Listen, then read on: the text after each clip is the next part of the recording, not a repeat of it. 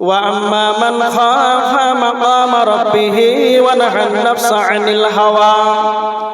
আল্লাহ বলেছেন, যেই ব্যক্তি দণ্ডায়মান হওয়াকে, উপস্থিত হওয়াকে, আল্লাহকে ভয় করবে, এটাই শুধু শেষ নাই, ওয়া নাহান নাফসা আনিল হাওয়া, নিজের নফসকে, প্রবৃত্তিটাকে লালসা মুক্ত রাখবে, নিজের মন মতন চলবে না।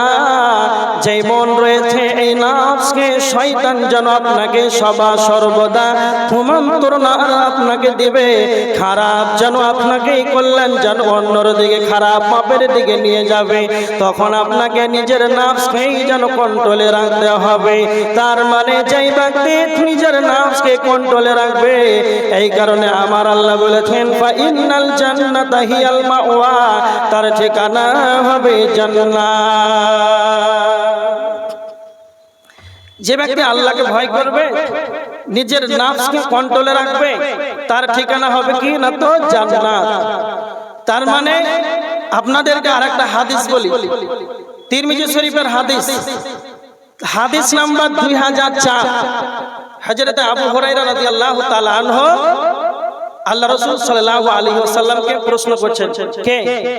বিখ্যাত সাহাবী হযরত আবু হুরায়রা রাদিয়াল্লাহু তাআলা আনহু, যিনি সব চাইতে হাদিস বর্ণনাকারী, হাদিস বর্ণনা করেছেন হযরত আবু হুরায়রা বেশি। তো হযরত আবু হুরায়রা রাদিয়াল্লাহু তাআলা আনহু আল্লাহ রাসূলকে বলছেন, আল্লাহ রাসূল প্রশ্ন করছেন, আন্নাকসারি মা ইদখিলুন নাসাল জান্নাহ, কি এমন বস্তু রয়েছে, কি এমন কর্ম রয়েছে, যেই বস্তুটা বেশি বেশি করে মানুষকে জান্নাতে নিয়ে যাবে? তখন আল্লাহর নবী দুইটা কথা বললেন, তাকওয়াল্লাহু ওয়া হুসনুল খুলুক। এক নাম্বার হলো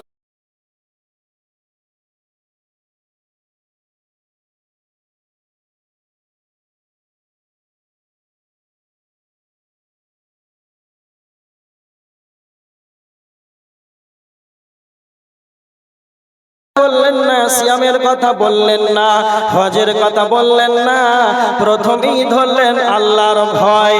কেন কেন আল্লাহর ভয়কে কেন সর্বপ্রথম ধরলেন? কারণ এটাই, আল্লাহর ভয় এমন একটা বস্তু রে, সারা পৃথিবীর যতগুলো পাপের আঁকড়া রয়েছে, যতগুলো পাপের কাজ আছে, যদি কালে আপনার আমার দিলে যদি আল্লাহর ভয় থাকে, আপনার আমার ভিতরে খিলে যদি আল্লাহকে সদা সর্বদা মাঠে ঘাটে হাটে বাজারে স্টেশনে জলহীন প্রান্তে জল সমুদ্রে যেখানেই থাকে না কেন, সদা সর্বদা সব জায়গাতেই যদি আল্লাহকে ভয় করি রে, তাহলে পৃথিবীর যতগুলো নোংরা কাজ আছে, দুনিয়ার যত পাপাচার কাজ আছে, আপনার আল্লাহর ভয় এই বস্তুটা এমন একটা বস্তু, এই ভয়টা আপনাকে বাধা দিয়ে দেবে। এমন একটা জায়গাতে জলহীন প্রান্তে জল সমুদ্রে একাকী যেই গুনাহটা করব, সারা পৃথিবী যদি না দেখতে পায়, তিনি দেখছেন, তিনি হলেন আল্লাহ সুবহানাহু ওয়া তাআলা। এই কারণে নবীজি আল্লাহর ভয়টাকে আগে ধরলেন। এই বস্তুটি বেশি মানুষকে জান্নাতে নিয়ে যাবে।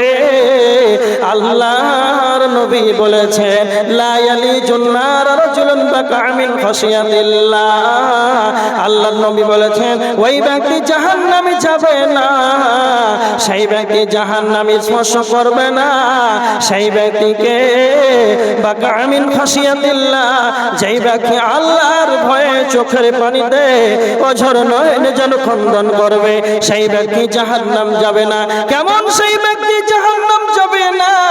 আল্লাহর নবী বলেছেন, হাত্তা ইয়াউদাল লাবানু ফি দারই, যেমন করে গাভীর বাঁ থেকেই যেমন দুধ দহন করা হয়, গাভীর বাঁ থেকেই যেমন দুধ থেকে বের করা হয়, আবার ওই দুধটাকে দহন করার পর আবার ওই বাঁ দিয়ে যেমন দুধ থেকে ঢোকানো অসম্ভব, তার মানে গাভীর বাঁ থেকে দুধ বের করার পর আবার ওই বাটি যেমন ফিরানো দুধ থাকে অসম্ভব। বিশ্বনবী নবী মুহাম্মদুর রাসূলুল্লাহ সাল্লাল্লাহু আলাইহি ওয়াসাল্লাম বলেছে, যেই ব্যক্তি আল্লাহর ভয়ে চোখের পানিতে কেঁদে দেবে সেই ব্যক্তি জাহান্নামে যাবে, এটাও যেন অসম্ভব। এটাই শুধু শেষ নাই, বৈজ্ঞানিকরা বলেছেন সারা পৃথিবীতে 3 ভাগ জল, 1 ভাগ হলো স্থল। মানুষ কথাই বলে 7 সমুদ্র 13 নদী রয়েছে।